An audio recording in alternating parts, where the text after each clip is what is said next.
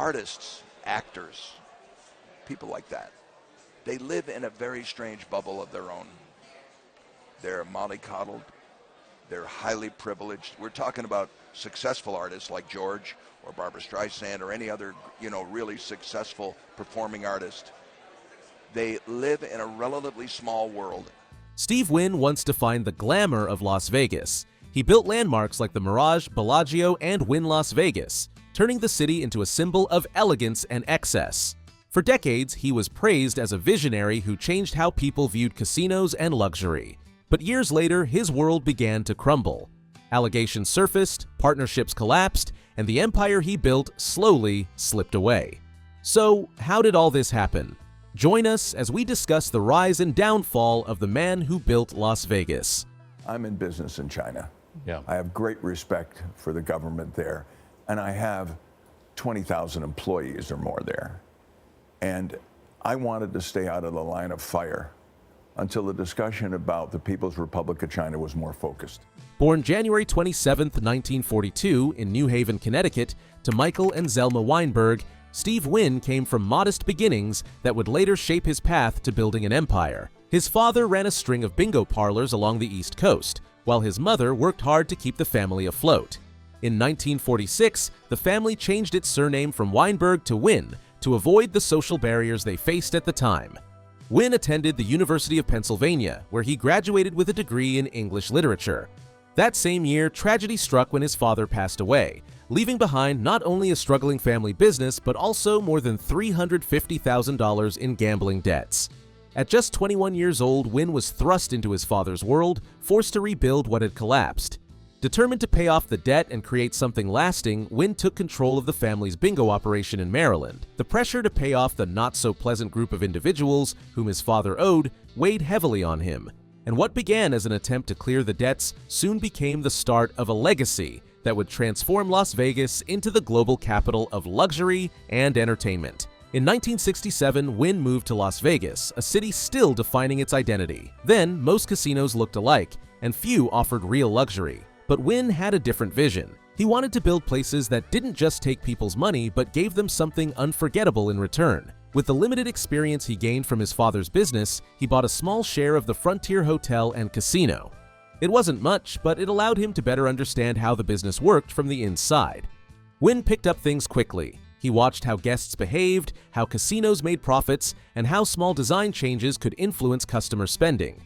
He realized early on that in Las Vegas, presentation was everything. Fast forward to 1971, Wynn took his first major risk.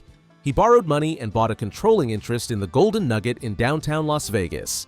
At that time, downtown was declining, and the Golden Nugget was an aging property. Most investors would have avoided it, but Wynn saw an opportunity where others saw failure.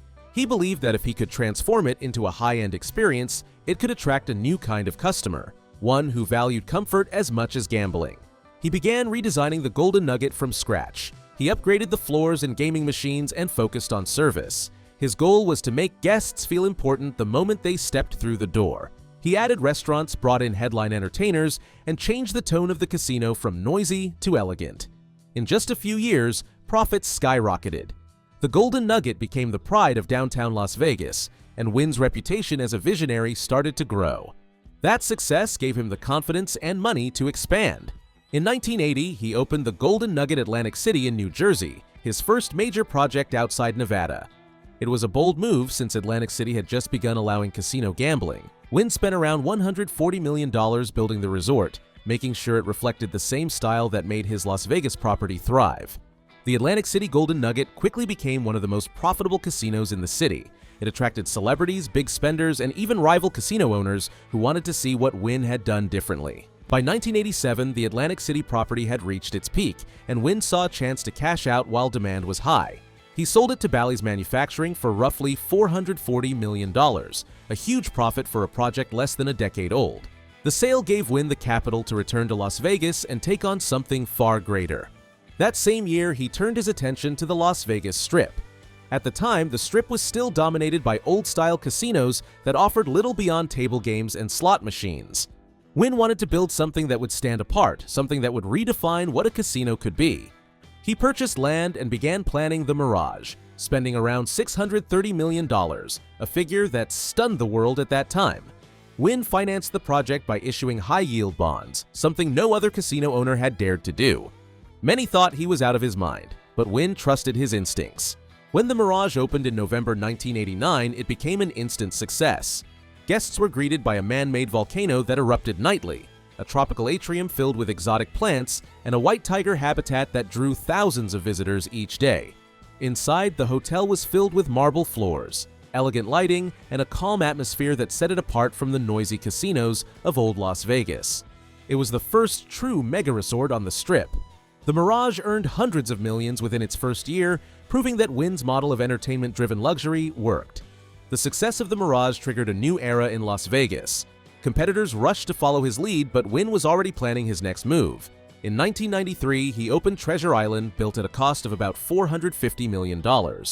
Unlike the elegant Mirage, Treasure Island was themed as an adventure resort.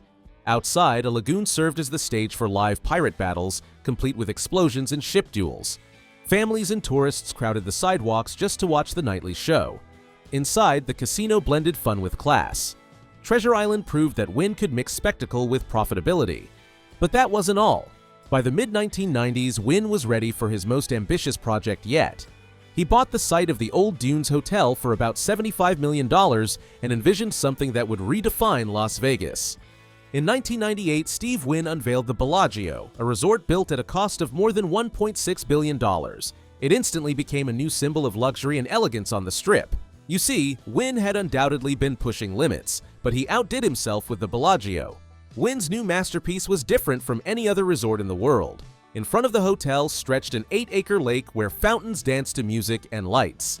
Inside, guests found over 3,000 rooms, fine art galleries, restaurants led by world-class chefs, and a botanical garden that changed with the seasons. Wynn even displayed works from his personal art collection, including paintings by Picasso, Renoir, and Van Gogh. Bellagio was more than a hotel. It was a statement, proof that Las Vegas could compete with the great cities of the world. By this time, Wynn's company, Mirage Resorts, controlled the Mirage, Treasure Island, and Bellagio. Each property was thriving, and together they transformed the Las Vegas Strip into a luxury destination. Investors praised Wynn for his boldness, and his name became synonymous with wealth and style. In 2000, MGM Grand, led by Kurt Kerkorian, approached Wynn with an offer to buy Mirage Resorts for about $4.4 billion, including debt. Wynn accepted the deal. It gave him the liquidity and freedom to start over, this time with a fresh vision. He wasn't stepping away from the game. He was preparing for his next masterpiece. 2 years later, Wynn purchased the Desert Inn for $270 million. The property was old, but the land was priceless. He demolished the existing buildings and began constructing what would become Wynn Las Vegas. When it opened in 2005, the total cost had reached about $2.7 billion, making it one of the most expensive resorts ever built at the time. Just like his previous resorts, Wynn Las Vegas was designed around elegance and detail. It had 2,700 rooms, a private golf course, fine dining, high-end boutiques, and even a Ferrari Maserati dealership. The resort was built to feel exclusive, from the scent of the lobby to the texture of the carpets. Every corner reflected Wynn's personal taste. Guests described it as a place where luxury felt effortless. The success of Wynn Las Vegas confirmed that Wynn's magic hadn't faded. The resort earned record profits and won multiple awards for design and service. But Wynn had already begun looking across the ocean for new opportunities. In 2006, Wynn Resorts opened Wynn Macau, its first major property in Asia. It cost about $1.2 billion and quickly became one of the top-performing casinos in the region. The Chinese market, especially in Macau, was booming, and Wynn positioned itself at the center of it. High rollers from across Asia came to Wynn Macau for its privacy and elegance. The property's success cemented Wynn's reputation as a global figure in luxury gaming.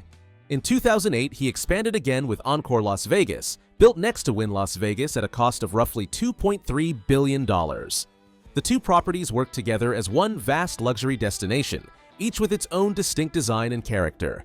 Together, the two resorts gave guests a choice between sleek modern luxury and timeless elegance, both carrying Wynn's signature touch. Wynn continued to grow internationally. In 2010, Encore Macau opened, followed by Wynn Palace in 2016, which cost more than $4 billion.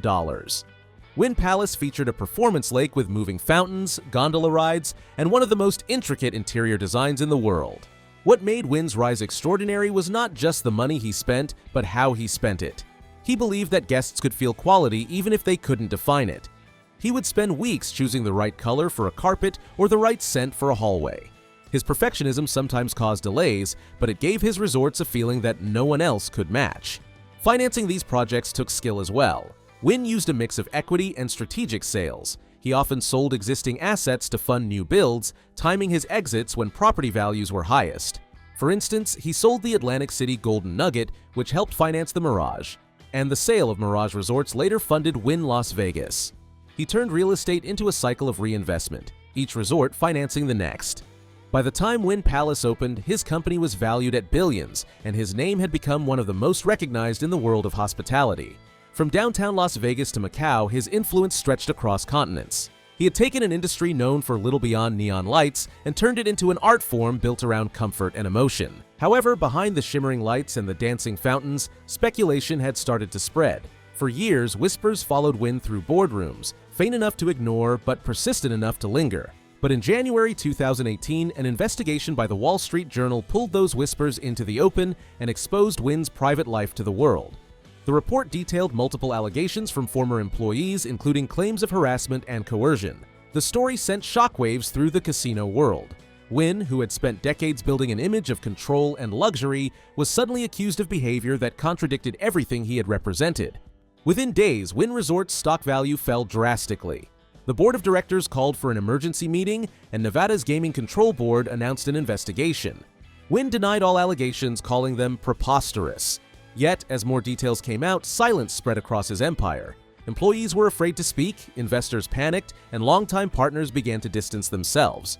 The first major blow came when Wynn stepped down as chairman and chief executive of Wynn Resorts in February 2018. He said he did it to protect the company's image, though the pressure had made it impossible for him to stay. For a man who had once ruled the Strip with absolute authority, it was a fall that came faster than anyone expected.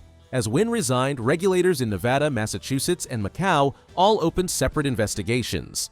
They wanted to know whether Wynn Resorts had ignored complaints or failed to disclose key information when applying for casino licenses. The Massachusetts Gaming Commission later found that company executives had kept internal reports about the misconduct allegations secret while pursuing approval to build the Encore Boston Harbor Resort. In April 2019, the commission fined Wynn Resorts $35 million for those failures. The company's new leadership admitted it had fallen short and promised to change its internal culture. Another $500,000 fine was imposed on CEO Matthew Maddox, who had replaced Wynn after the scandal broke. It was one of the largest fines in American gaming history, and it left a permanent mark on the company's reputation. But that wasn't the end of it. Wynn himself became the target of a separate case in Nevada. In 2022, state regulators accused him of violating suitability standards, the term used to describe whether someone is fit to hold a gaming license. Wynn had already resigned, yet the Gaming Commission argued that he remained subject to disciplinary action for behavior that took place while he led the company. After 2 years of legal back and forth, Wynn agreed to a settlement in 2023.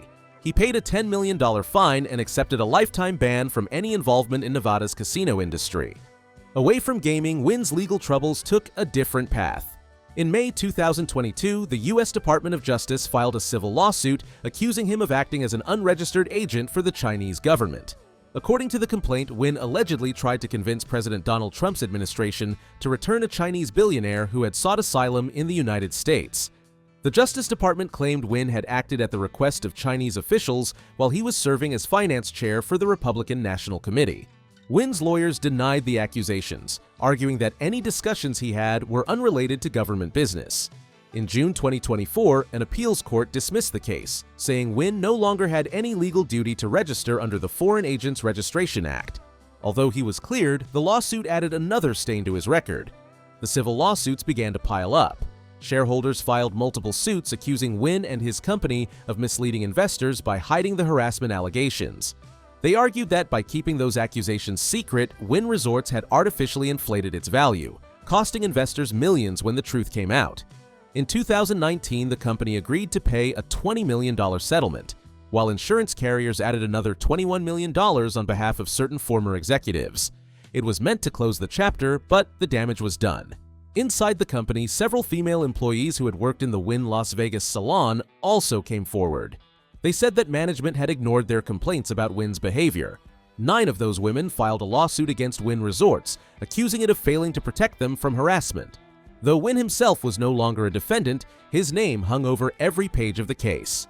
In 2023, the company reached a confidential settlement with the workers. The investigation stretched from the United States to Macau, where Wynn Resorts operated 2 major properties. Macau's regulators demanded reports on the U.S. allegations and requested proof that the company's leadership had been replaced. The response was swift. Portraits of Wynn were removed from company walls. Even his signature, once stamped on marketing materials, was removed. The empire he had built was now trying to erase him. The money problems that followed were heavy, but they weren't an issue. The real loss was reputation. Wynn had always controlled his image carefully, presenting himself as a gentleman. Now he was being described as predatory and untouchable. The man who had built his fortune on customer experience and attention to detail was being undone by the details of his own conduct. In 2019, Wynn filed a defamation lawsuit against the Associated Press, claiming its reporting about an old police document had damaged his reputation. The case went through several rounds in court before the Nevada Supreme Court dismissed it under its law, which protects journalists from lawsuits meant to silence public reporting. The court ruled that the news agency had acted in the public interest and that Wynn's claims lacked merit. The decision was another legal defeat that kept his name in headlines for all the wrong reasons. Meanwhile, a separate criminal investigation involving Wynn Las Vegas led to another settlement. Federal prosecutors accused the resort of allowing unlicensed money-transmitting operations to move cash through its casino. The company agreed to forfeit about $130 million to resolve the case, though there was no admission of wrongdoing. The timing only deepened the impression that Wynn's empire had lost its discipline. As the years passed, Wynn's public appearances became rare. He sold his shares in Wynn Resorts in early 2018, walking away with hundreds of millions of dollars, but leaving behind the company that carried his name. His art collection, once displayed proudly in his resorts, was removed and later sold privately. Former friends and business partners avoided interviews about him. Even the Las Vegas press, which had once celebrated his every announcement, began referring to him as the former casino mogul. On the personal side of things, Steve also took a hit. He divorced his longtime wife, Elaine Wynn, who remained a major shareholder in the company. Their relationship, once seen as one of the strongest partnerships in the industry, ended in a controversial legal battle. By 2020, Wynn was no longer the symbol of Las Vegas' success. He had no gaming license, no active role in any company, and no visible path back to the industry he once led. Each new story about him focused not on his achievements but on his legal troubles. The fall was complete, and the man who had once been called Mr. Las Vegas was now living quietly, away from the city he helped build. His legal battles, however, did not stop entirely. Wynn's attorneys filed petitions to dismiss remaining complaints, while others continued to fight over insurance claims tied to old settlements. In 2024, when the U.S. Supreme Court refused to hear his defamation appeal, the decision confirmed that the story had reached its legal end. The courts had spoken, the industry had moved on, and Steve Wynn had no place left in it.